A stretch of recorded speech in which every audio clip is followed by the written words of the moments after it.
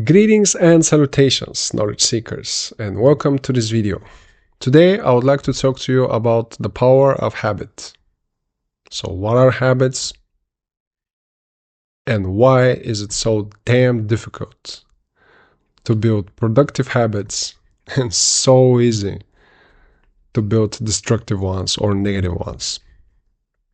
Let's get into it. So what is a habit?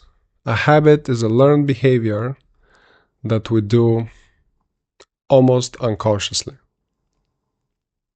What does that mean? Basically, anything that you do repeatedly, could be every day, could be every week, and oftentimes you don't even think about it. Like driving a car or riding a bike. These are habits that you don't necessarily need to be consciously focused on your actual or your actions, but you can still perform the particular activity. So why do habits exist? Why do we even need this mechanism to act, as I said, almost unconsciously, when we have this big, beautiful brain of ours that is capable of performing wonders every day? Think about the brain in two levels.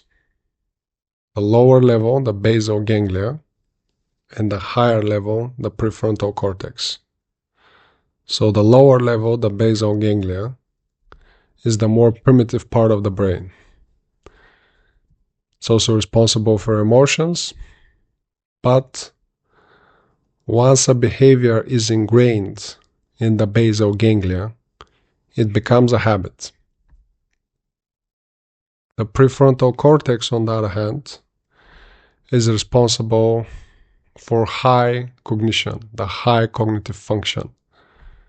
So every time you want to write an essay, or you want to perform an assignment at work, or you want to do a task that you have not done before, you need to engage your prefrontal cortex, the high level of consciousness, of intellect that all of us have. We also use it to plan, imagine things, create this fantasy that we call a future.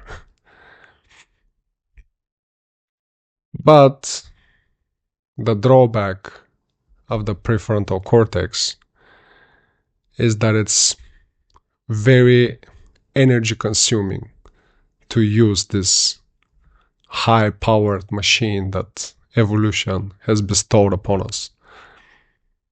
It takes a lot of effort, it takes a lot of mental energy for us to actually think. Doing things on autopilot, on the other hand, performing habits that are ingrained in our basal ganglia, that's easy. You don't need to be consciously thinking about hitting the wall when you're walking, right? You learned that when you were a toddler, so now you can do that on autopilot. Brushing your teeth, again, driving a car, riding a bike, these are things that come, it feels almost instinctively to us once we learn them. Why is it then so damn hard to learn productive behavior when we're perfectly aware of the fact that it is productive? It enhances our lives. It gives us something in return for our effort. Well, the simple answer is the habit loop, which is identifying a need. That's the trigger. Let's say that you're thirsty. So that's your trigger. Standing up, going to the kitchen, getting a glass of water, that's the action. And then the third step is the reward. You no longer feel thirsty. That's a biological need, right? We do this because we need water to survive. So there's no real debating in that particular instance. Let's say that you're hungry. If the alternative is between eating a piece of chocolate and eating a salad, if you just go based on the reward, the habit loop by trigger, action, reward. In the short term, the piece of chocolate is much more rewarding because it increases your dopamine level. It makes you feel good. Your brain, the center of your brain that is responsible for happiness, literally lights up. It's this amazing feeling that you have when you eat the chocolate, particularly if you love chocolate as much as I do. And what does the salad do for you? It helps you live longer. Who cares? It's this delayed gratification. I want it now. I want it instantly. Give me the chocolate. That's what our brains tell us. Unless, of course, we can engage the prefrontal cortex, right? Unless, of course, we can look at this from a rational perspective and come to the conclusion that maybe even though the salad does not taste as good as the piece of chocolate, it's a lot better for us. But that's difficult, as we said. It's very difficult to think rationally at all times. It's impossible. What about social media, this time waster?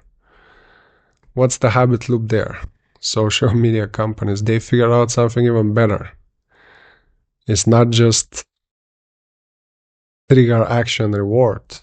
There's a better habit loop. More tantalizing, more enticing. How about selective reward instead?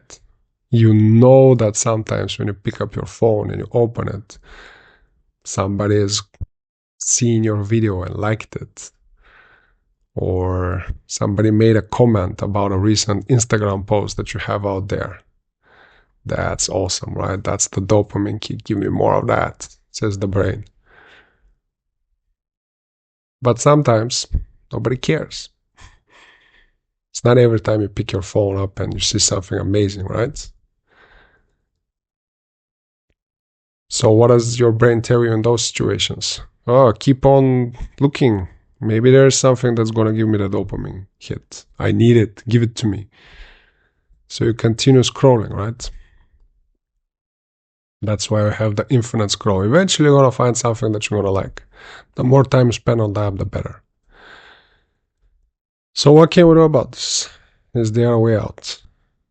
The answer is yes. We can all be better at realizing that there are more beneficial actions than those that give us short-term pleasure. But that is a hard realization. So my advice is start simple. Start with changing one thing about your daily routine that does not necessarily require you to feel as if you're doing too much. Say you go to bed half an hour early, or you wake up half an hour early. See how that works out for you.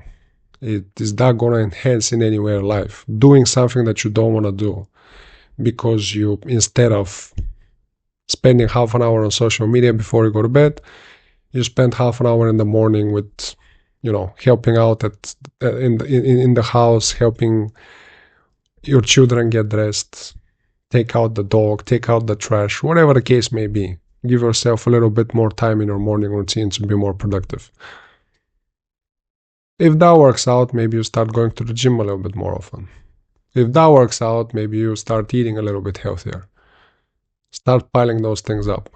But start with something small. Start with a win. Give yourself a win. Make yourself feel better about doing something. Get the dopamine kick, even though you're doing something that's going to help you in the long run. Use the habit loop to your advantage now that you know how it works. Do that all the time, and your habits will start shifting. That's the power of neuroplasticity. But it's easier said than done. You have to do it. You have to take the first step. It's the only way forward. Thank you very much for watching and listening. I hope you enjoyed this content. If you do, please like and subscribe. And I'll catch you guys in the next one.